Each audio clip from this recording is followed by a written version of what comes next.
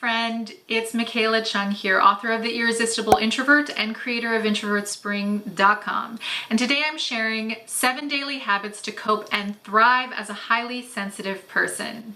Now, before I dive in, let's make sure we're all on the same page about what exactly a highly sensitive person is. So when you're highly sensitive, you are more easily overwhelmed by stimuli like loud noises, crowds, busy environments, strong fragrances. You might also be sensitive to caffeine, alcohol, and refined sugar. When you're highly sensitive like me, you also tend to actually feel the emotions and energy of others. So this means you're an empath. And you tend to get overwhelmed by other people's emotions. You might even get overwhelmed by your own emotions. So if that sounds like you, I've got your back, because believe me, I know how frustrating and painful it can be to be highly sensitive in this busybody, extrovert-oriented world that we live in. I've learned ways to cope and to play on my strengths as a highly sensitive person, and I'm going to be sharing those with you right now. So let's dive into those 7 daily habits to cope and thrive as a highly sensitive person. Number 1, start your day in solitude. Now, there are a lot of different ways that you can start your day as a highly sensitive person, but the basic idea is to reduce stimulation as much as possible.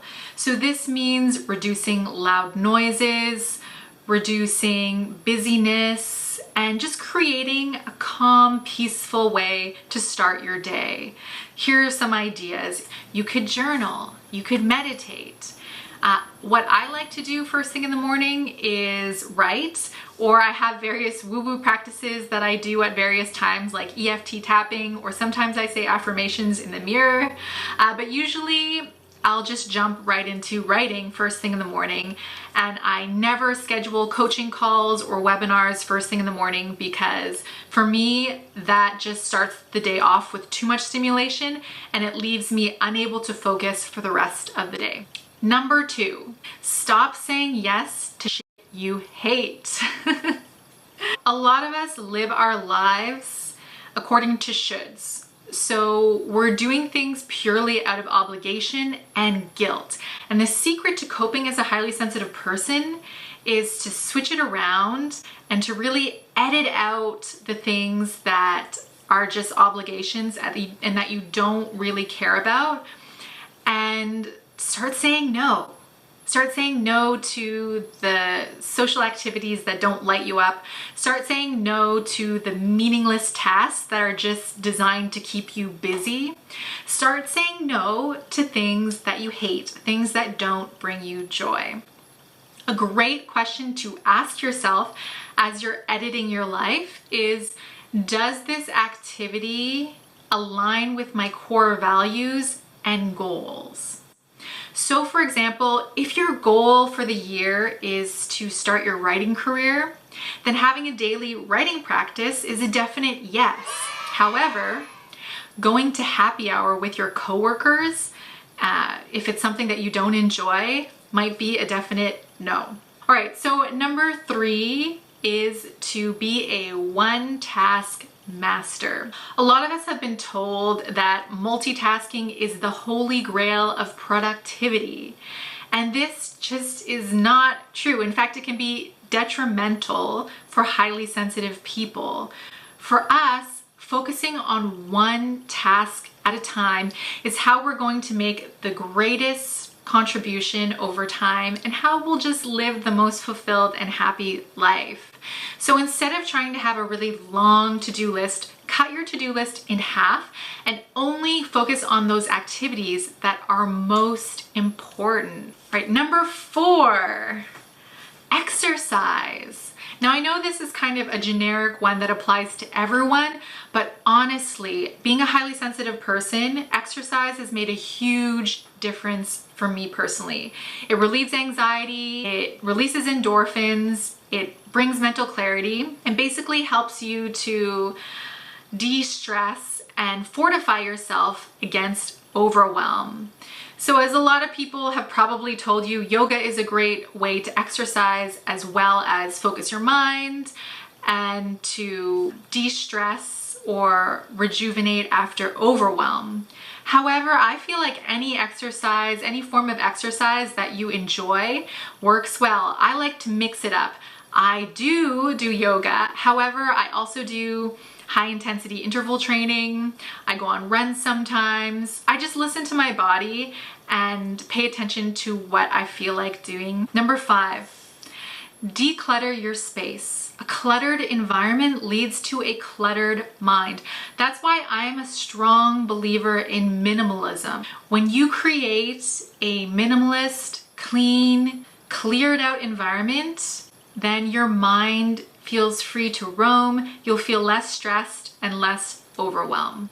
A couple of good questions to ask yourself when you're clearing out your space. Does this item bring me joy? Or does this item have a practical use or purpose in my daily life? Number 6, eat living foods. Now, a lot of people don't realize that when you're highly sensitive, you're also more sensitive to certain foods and drinks. So we've already touched on being sensitive to caffeine, alcohol, and refined sugar. I've also noticed from speaking to many of my clients and introverted students that many highly sensitive people also tend to have food sensitivities to allergens like wheat, dairy, that sort of thing. And they're also more sensitive to processed foods, so chemicals in foods.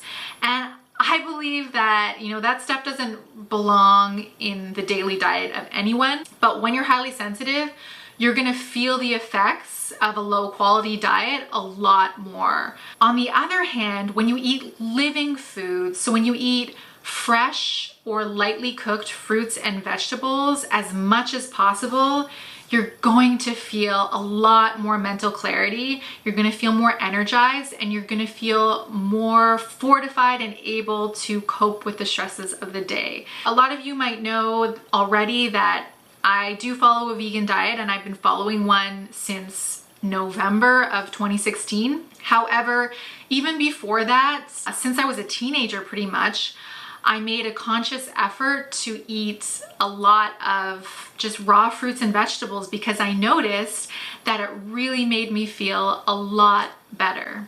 All right, so give it a try, clean out your diet. I promise you it's gonna make a difference. Number 7, create a special nighttime routine. When you're a highly sensitive person, how you start and end your day is really important. Getting a proper night's sleep and feeling relaxed and calm before you go to bed can be the difference between being frazzled the next day and unable to cope and actually feeling like you got this. Here are some ideas for a relaxing, peaceful nighttime routine. Switch off your devices or put them in airplane mode. You can also do a little bit of bedtime yoga. You don't even need to roll out your mat. Just do some nice, relaxing, easy moves right in your bed. Again, you can meditate, you can journal. I like to also sometimes read a chapter from a good book, or just close your eyes and visualize your favorite parts of the day.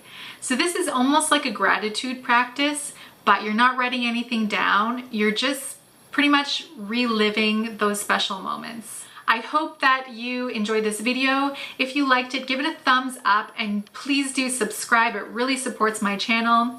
Let me know in the comments if you're a highly sensitive person, as well as what you'd like to learn more about, what kind of videos you'd like to see more of. All right, thanks for watching. Have a great week.